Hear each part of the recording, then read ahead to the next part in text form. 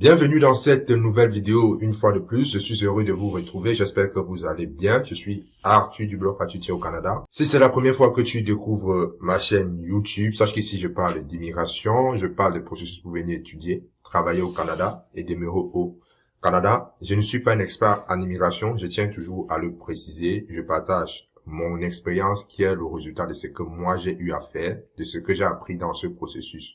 Et également, très bientôt, sur cette chaîne, je vais parler également de business, je vais parler de e-commerce, je vais vous partager mes résultats, je vais vous dire comment est-ce que moi je fais pour générer des revenus grâce au e-commerce. Donc, sans plus tarder, on va entrer dans le vif du sujet. Aujourd'hui, on va continuer avec la vidéo précédente que j'ai publiée. Si vous n'avez pas vu la vidéo, vous pouvez regarder sur le i qui va s'afficher quelque part, je sais pas à quel moment, où je parlais des universités les moins chères du Canada, premier cycle, ceux qui veulent venir étudier au premier cycle. Ok. Maintenant, je vais continuer avec les universités du second cycle, c'est-à-dire master. D'accord. Donc, vous devez également noter que ces universités, c'est pas parce que j'ai dit master que vous allez croire que ces universités offrent uniquement des programmes de master. Ces universités aussi peuvent offrir des programmes du premier cycle, du deuxième cycle, ce que nous allons voir d'ailleurs, et du troisième, c'est-à-dire doctorat et post-doctorat. Mais les cours que nous allons donner dans cette vidéo sont des cours vraiment spécifiques au programme de master, okay, c'est-à-dire du second cycle. Une fois de plus, je tiens à préciser, je tiens à faire une parenthèse. Les informations que je donne sont des informations basées sur mes recherches, ok? Rien n'est figé, rien n'est, comment dire, le seul moyen que vous devez faire pour trouver les frais d'admission qui s'adaptent à vous, c'est d'aller dans le site de l'université. D'ailleurs, je mets les sites des universités en dessous de la vidéo pour que vous naviguez, vous voyez les coûts à l'heure à laquelle vous allez demander votre admission. Ça, c'est très important. Et les frais que je donne ici sont des moyennes. Les frais de scolarité dans une même université peuvent varier d'un programme d'études à un autre. Quelqu'un qui va faire licence, par exemple, en mathématiques, ne payera pas, par exemple, quelqu'un qui va faire doctorat, je sais pas trop. Doctorat, je sais pas trop, en sciences de l'ingénierie, je ne sais pas trop. Déjà qu'au niveau doctoral, les études coûtent très moins cher au Canada. Que vous soyez étudiant canadien ou étudiant international, ça c'était une parenthèse que je voulais faire. C'est très avantageux de bénéficier, de connaître ces universités. Comme je dis, lorsque vous avez la bonne information, le tout n'est pas souvent d'avoir de l'argent. Okay? Je ne dis pas que l'argent n'est pas important, mais le tout n'est pas d'avoir l'argent, mais c'est d'avoir la bonne information. Par exemple, si vous ne connaissez pas qu'il y a des bourses au Canada, des bourses totalement financières, des bourses partiellement financières, vous allez toujours croire que étudier au Canada, il faut payer 24, 25, 30 000 dollars. Oui, c'est vrai. Mais lorsque vous avez la bonne information, ça vous permet en fait de contourner ça. Et c'est ce que moi, j'ai utilisé. D'ailleurs, j'ai fait un e-book, je le dis, dans lequel je vous donne la plupart des programmes, pour ne pas dire tous les programmes de bourse offerts au Canada, pour les étudiants étrangers, que ce soit les bourses du gouvernement canadien, les bourses des universités, les bourses des entreprises canadiennes, les bourses des donateurs canadiens, c'est-à-dire des personnes qui ont assez d'argent, on appelle des philanthropes, et qui reversent ça aux étudiants, même aux étudiants étrangers.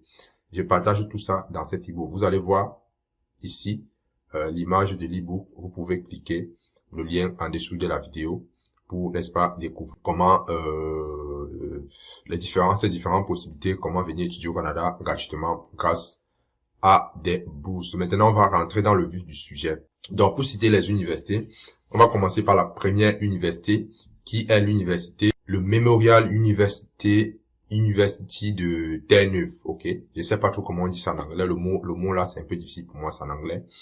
Je pense que c'est non, laissons ça tomber. Laissons ça tomber.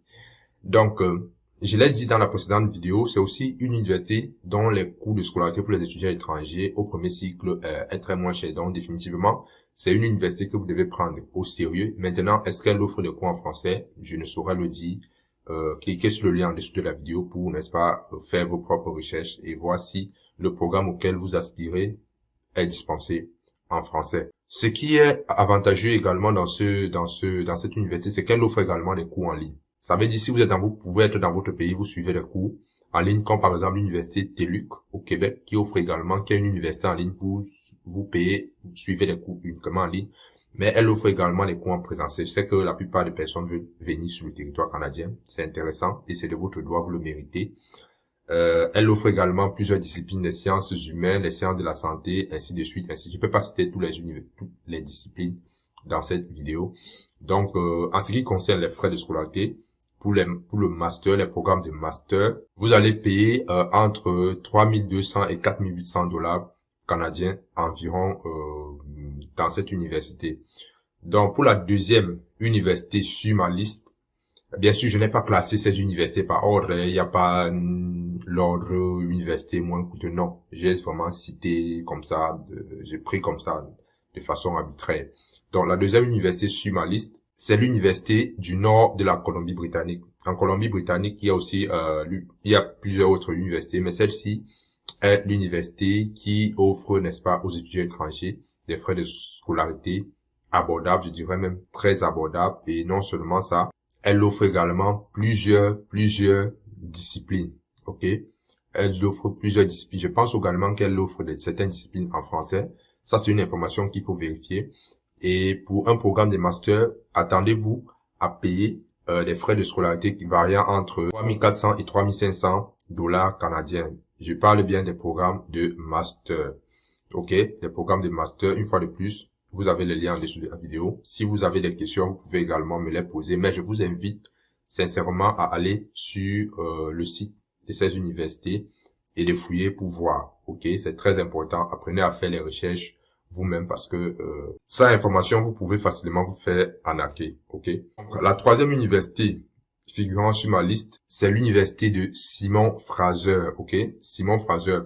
Ça, c'est un autre exemple à l'instar de l'université d'Alberta. L'université Simon Fraser, c'est une université populaire au Canada. C'est une université très sollicitée. C'est une université très cotée et qui a cet avantage de donner aux étudiants étrangers, de permettre aux étudiants étrangers de payer des frais de scolarité très abordables. On parle ici des frais de scolarité variant entre 3800 et 3900 dollars canadiens pour une panoplie de disciplines telles que les sciences sociales, les sciences appliquées, la communication, l'art, l'éducation, c'est-à-dire même si vous voulez être enseignant, c'est une université que vous pouvez, n'est-ce pas, vous pouvez vous inscrire à cette université si vous voulez être enseignant ou si vous voulez faire de la musique, si vous voulez faire de l'art, ainsi de suite, ainsi de suite. La quatrième université, c'est sans doute l'université de Saskatchewan. Elle offre plus de 80 programmes dont les principaux sont axés sur la science appliquée et la médecine. Donc si vous êtes médecin, ça c'est un programme,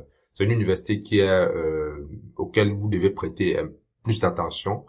Et voilà, les frais de scolarité auxquels vous devez vous attendre, c'est vous devez prévoir entre 4400 et 4500, maximum 5000 dollars canadiens. Donc maintenant, est-ce que cette université offre des programmes en français? Ça, je ne sais pas, mais elle est dans la zone anglophone. Et vous devez faire vos propres recherches. Je ne pense pas. Je sais qu'au Manitoba, oui, il y a des universités qui offrent des programmes. Par exemple, l'université de Saint-Boniface offre plusieurs disciplines en français. Maintenant, est-ce que l'université de Saskatchewan offre ce genre de programme en français? Ça, je ne saurais le dire.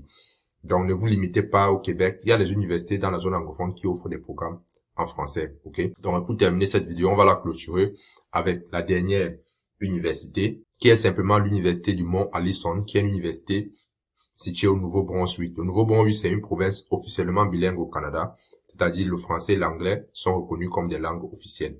Ok.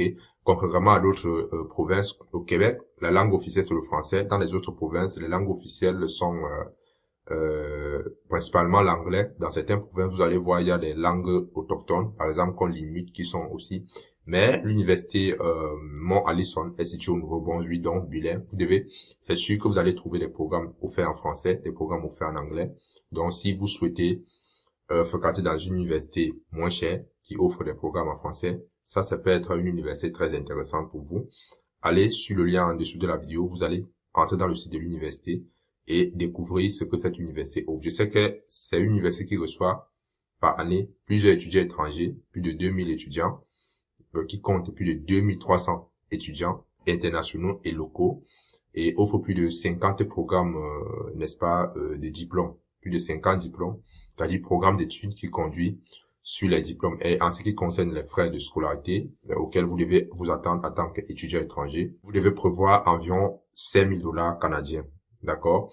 Bien sûr, je le répète encore, ces frais peuvent varier d'un programme d'études à un autre et également le moment où vous allez postuler, ok, c'est les frais en vigueur au moment où vous allez appliquer qui s'appliqueront à vous. Je peux faire cette vidéo, demain ça change, ça monte à 6 000 et vous devez savoir les frais de scolarité évoluent au Canada, ok. Vu que nous sommes dans un système où la monnaie fluctue, il y a ce qu'on appelle l'inflation, c'est-à-dire le coût de vie augmente, et les frais de scolarité vont avec. La seule manière que vous pouvez faire, c'est de vous appuyer sur des bourses d'études comme moi, je l'avais fait, où j'ai eu une bourse d'études. D'ailleurs, je partage cette expérience, comment je fais pour venir étudier au Canada, en payant presque 5 000 $ canadiens, environ 5 000 $ canadiens pour une année. Et comment j'ai fait, quelle est la stratégie que j'ai utilisée pour venir étudier, travailler et devenir résident permanent au Canada. Je partage ça dans une masterclass au fait que vous allez voir en bas de la vidéo, masterclass 2021, vous allez cliquer la stratégie pour venir étudier gratuitement au Canada, travailler et demeurer définitivement au Canada. Donc n'hésitez pas, cliquez en dessous de la vidéo pour avoir accès à la première vidéo gratuitement. Donc voilà tout ce que j'avais à vous partager dans cette vidéo. Si vous avez aimé la vidéo, partagez-la, likez-la et surtout si vous avez des questions, je suis ouvert, vous avez une adresse email en dessous de la vidéo. Vous pouvez me laisser vos questions, ça me ferait plaisir de vous répondre. Partagez massivement cette vidéo parce que je sais il y a énormément de personnes qui sont figées dans leur tête, qui sont calées dans leur tête, comme quoi les études coûtent moins cher au Canada, tout simplement parce qu'elles n'ont pas l'information. Donc partagez massivement la vidéo. Si vous avez aimé la vidéo, dites-moi en commentaire. Je vous remercie d'avoir suivi cette vidéo et on se retrouve à la prochaine pour une nouvelle vidéo. Ciao.